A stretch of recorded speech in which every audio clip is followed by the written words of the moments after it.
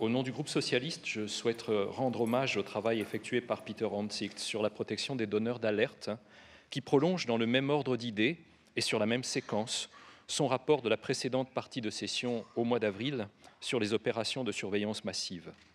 Les donneurs d'alerte sont dans nos sociétés de liberté, d'initiative et de responsabilité de précieuses vigies démocratiques. Il faut les entourer, les protéger.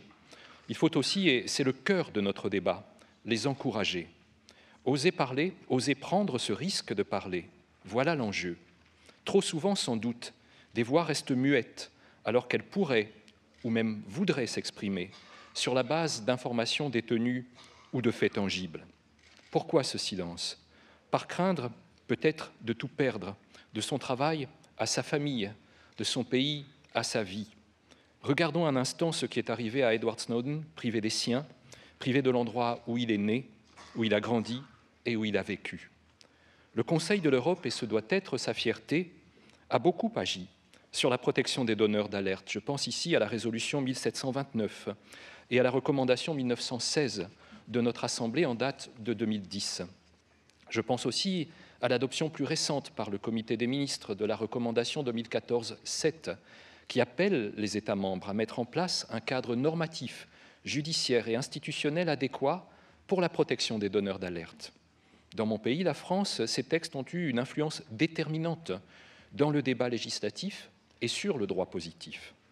Je veux également saluer la richesse de la jurisprudence de la Cour européenne des droits de l'homme qui, autour du respect de la vie privée et de la liberté d'expression, a fortifié la protection des donneurs d'alerte jusque dans les domaines de la sécurité nationale et du renseignement. C'est précisément dans ces domaines-là que le travail doit être poursuivi.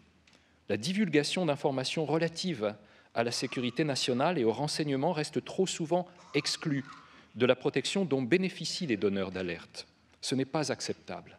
La même protection, pleine et entière, s'étendant jusqu'au droit d'asile dans tout État membre du Conseil de l'Europe, doit être accordée aux donneurs d'alerte sur les sujets de sécurité et de renseignement si le risque d'être persécutés dans leur pays est avéré.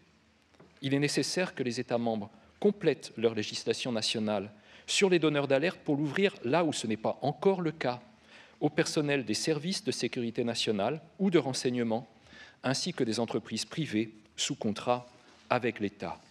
Cet exercice doit pouvoir trouver son expression dans l'élaboration d'une convention dédiée du Conseil de l'Europe, et pour cette raison, il est important pour notre Assemblée d'accorder ce matin la plus large majorité au rapport de Peter Omtzigt et au projet de résolution et de recommandation qui l'accompagne. Merci.